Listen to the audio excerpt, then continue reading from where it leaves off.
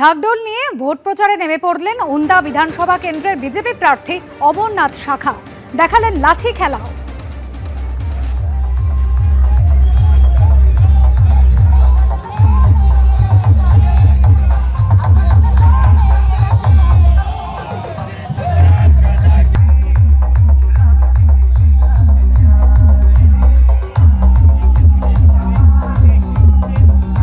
ওন্দা নাকাইজুড়ি মোড়ে দেওয়াল লিখন করলেন এবং তারপর দলীয় কর্মী সমর্থকদের নিয়ে ঢাক বাজিয়ে প্রচারে বের হলেন।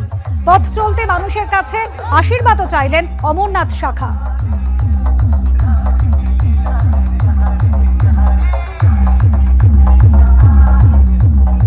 দ্বিতীয় দফায় ভোট রয়েছে উত্তর 24 পরগনার পানিহাটিতে। প্রচার কিন্তু চলছে জোর কদমে। বাড়ি বাড়ি গিয়ে প্রচার সারলেন তৃণমূল প্রার্থী তীর্থঙ্কর ঘোষ। এলাকার মানুষের সঙ্গে সারলেন জনসংযোগ। বিজেপি প্রার্থী অভয়ার মা সম্পর্কে তার মন্তব্য, যে যন্ত্রণার মধ্যে দিয়ে তিনি গিয়েছেন তাতে তাঁরাও ব্যথিত।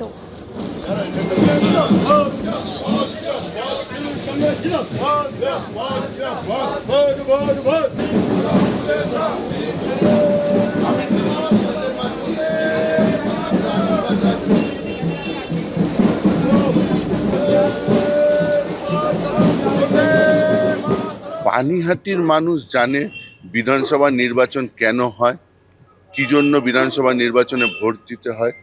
এই ব্যাপারে দেখুন, ইস্যু ভিত্তিক আপনারা যেটা বলছেন সেগুলো বিধানসভা নির্বাচনে কোনো প্রভাব ফেলবে না। তিনি একটা দলের প্রার্থী, এইটুকুই। আমার প্রার্থীকে কিছু বলার নেই। বিধানসভা নির্বাচন আমি প্রার্থী, যে কেস সুপ্রিম কোর্ট হাইকোর্টে আছে সেই বিচারাধীন ব্যাপার নিয়ে আমার কিচ্ছু বলার নেই। আমি কাকিমাকে বলি, আপনি যে যন্ত্রণার মধ্যে দিয়ে গেছে সেই যন্ত্রণায় আমরাও ব্যথিত। এই পানিহাটি থেকে বিজেপি প্রার্থী করেছে অভয়ার মাকে। আর অভয়া কাণ্ডের জন্য পানিহাটির তৃণমূল প্রার্থী তীর্থঙ্কর ঘোষের বাবা নির্মল ঘোষকে নিশানা করলেন অভয়ার মা।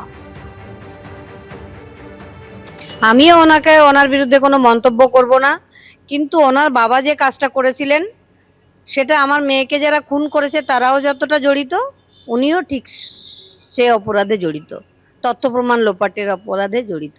ওনার বাবাও বলেছেন ওর বাবা মা খুব খারাপ মানসিকতার মধ্যে ছিল বলে আমরা এই কাজ করেছি।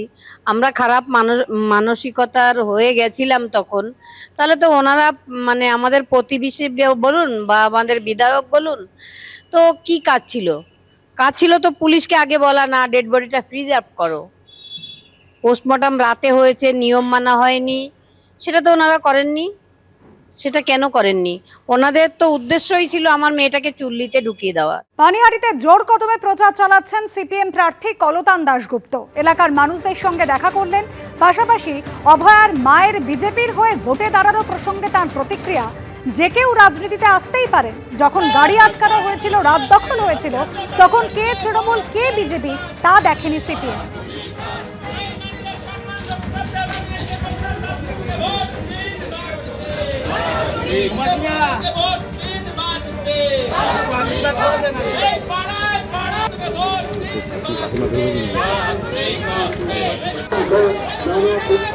যে কেউ রাজনীতিতে আসতে পারেন, কোনো অসুবিধা নেই। যখন আমরা গাড়ি আটকেছিলাম, রাত দখল করেছিলাম, তখন কে তৃণমূল কে বিজেপি দেখে করিনি। আজকেও সকালে যদি মিছিল চলতে চলতে এরকম একটা ঘটনার খবর পাওয়া যায়, আমরা সবাই মিলে আবার গিয়ে গাড়ি আটকাবো, আবার রাত দখল করব। আমাদের প্রতিবাদের রাস্তা থেকে কেউ আটকে রাখতে পারবে না। আর যতই সেটিং হোক, আমরা এই বিচারের শেষ দেখে ছাড়বো। প্রয়োজনে কবর থেকে ফাইল তুলে বার করে এনে অপরাধীদের আমরা শাস্তি দেব। যে হাজার হাজার লাখো লাখো মানুষ রাত দখলে নেমেছিলেন, তাদের আপনি যদি রাজনীতি বলেন, একটাই রাজনীতি ছিল অভয়ার বিচার, অভয়াদের বিচার। আমরা ওই অভয়াদের বিচারের জন্য রাস্তায় আছি। এবিপি আনন্দ, এগিয়ে থাকে, এগিয়ে রাখে।